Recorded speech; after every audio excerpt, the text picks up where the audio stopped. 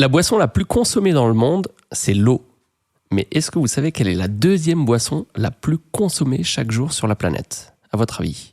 Je dirais, après l'eau, le café. Alors Gérard Depardieu et Renaud te répondraient pas du tout. Mais la deuxième boisson la plus consommée dans le monde, c'est effectivement le café. Et qu'est-ce qu'on a de nouveau dans le bureau ? Une machine à café à grains. Et c'est là qu'on sort l'emoji machine à café. T'es un petit peu addict, toi, aux emojis. J'aime bien, ouais. T'en mets toujours 2 à la suite, d'ailleurs. Pourquoi ? Je sais pas. Je double. Je suis pas sûr du premier. On va faire un truc. Est-ce que t'as toujours ton iPhone qui annonce l'appelant ? Tout à fait, avec son accent québécois. Eh bien, je vais t'appeler. Vincent Chope de bière. Chope de bière qui trinque. Je l'ai fait moi aussi. Vas-y, appelle-moi. Je sens que je vais ramasser. Patrick Sébastien.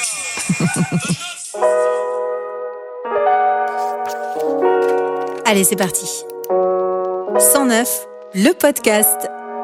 Mais attendez, c'est 109 comme le 100 ou 109, 9 comme le chiffre ?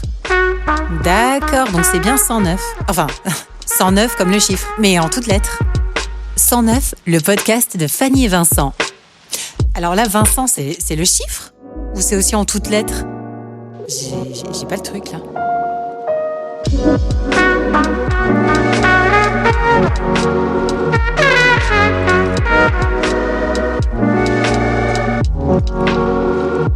Bienvenue dans le podcast de 109, agence de communication digitale et créative. Saison 1, épisode 4. Bonjour Fanny Gauthier. Et bonjour Vincent Stroh.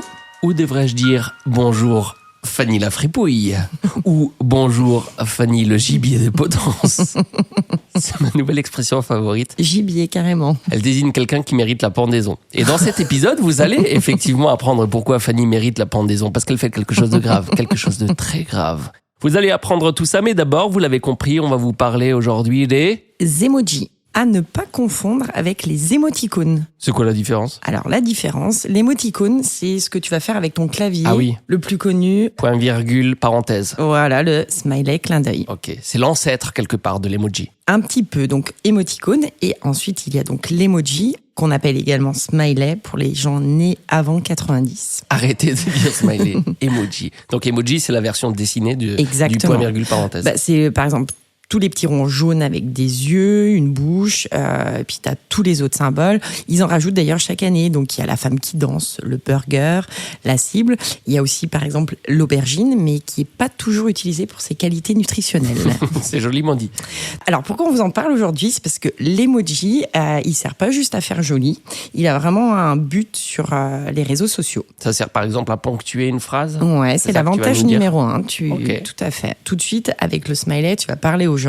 Du coup, on évite d'interpréter.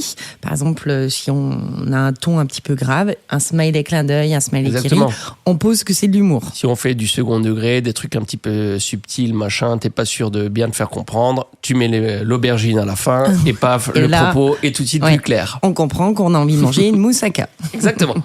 Avantage numéro 2, certains l'utilisent pour créer une identité en fait. C'est-à-dire qu'ils vont utiliser toujours les mêmes emojis, ils vont même créer des combinaisons, qui fait que tout de suite quand on voit cette combinaison, on va savoir qu'on parle de cette marque. Ok. L'avantage numéro 3, il est un petit peu moins connu, mais ça permet d'augmenter l'engagement. Donc quand on vous parle d'engagement, c'est toutes les interactions, les j'aime, les commentaires, les partages qui vont être générés, qui permettent à votre publication d'avoir une plus grande portée et de toucher un maximum de personnes. Parce que ça attire l'œil, parce qu'il y a plein de couleurs et du coup les gens s'arrêtent dessus, ou parce que ça rend le propos plus sympathique ? Les deux, mon capitaine. Ok, emoji capitaine. Emoji capitaine. Et enfin, numéro 4, l'emoji est un langage universel. Non es necesario hablar espagnol. Ne nous no govorit poluski.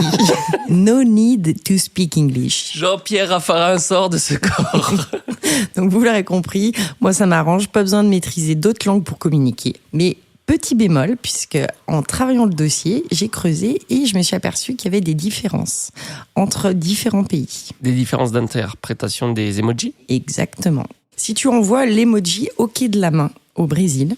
OK de la main Eh ben, ça veut pas dire OK de la main. Ça veut dire... C'est une invitation... Non, ça représente un doigt d'honneur. Faut faire très attention quand même. Oui. On continue en Angleterre. Si tu envoies l'emoji peace and love. Bah, peace and love, en plus c'est anglais dans le texte. Et ça veut pas du tout dire amour et paix, mais tout simplement va te faire foutre. D'accord. Voilà. Ok, bah c'est bon à savoir. C'est bon à aussi. savoir. Hein. On finit avec un peu de fesses. Si tu veux féliciter un Chinois, n'utilise surtout pas l'emoji qui applaudit. Ou alors, si, mais derrière, ça veut pas dire félicitations. Ça veut dire quoi? Ça veut dire faire l'amour. Ça? Ouais, tout à fait. Tu peux refaire le bruit? Ah oui, à cause de ça. Exactement. En fait, il n'y a pas vraiment d'explication. La seule info que j'ai trouvée, c'est effectivement en lien avec le bruit qu'on fait pendant l'acte. Moi, mon analyse, c'est qu'à ce compte-là, ils auraient pu utiliser l'emoji claquette. Et là, on serait resté sur un langage universel. C'est vrai. Quelle jolie fin. Et dans tout ça, si je n'ai pas trouvé l'emoji pendaison tout à l'heure, j'ai quand même trouvé un emoji corde pour toi, mon petit gibier de potence. Et alors, si ma Fanny mérite la pendaison, c'est parce que lorsqu'on est ensemble le midi, elle fait quelque chose de grave. Quelque chose de très grave.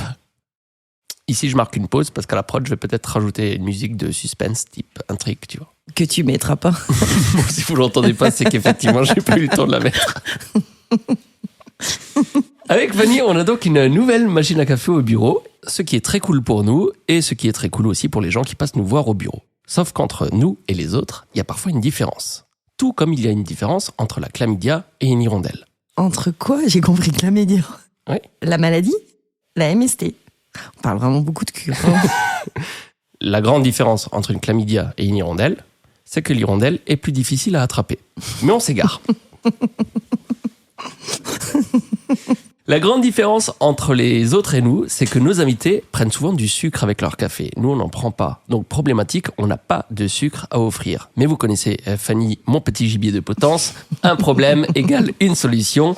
Lorsqu'on est tous les deux au restaurant et qu'on nous propose du sucre avec notre café, vu qu'on ne l'utilise pas, il nous suffit de le voler.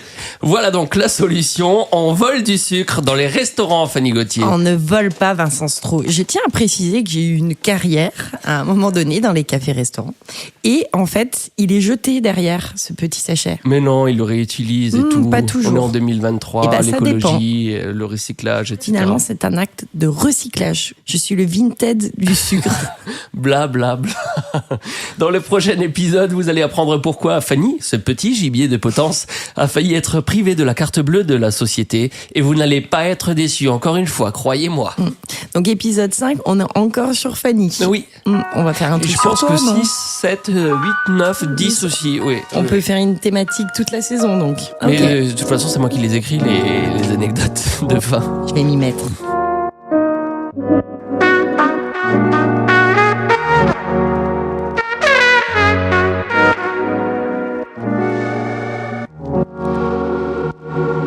Tu sais quoi? Je suis en train de penser à tous ces gens qui sont venus prendre un café dans notre bureau et qui viennent d'apprendre qu'ils ont consommé du sucre volé.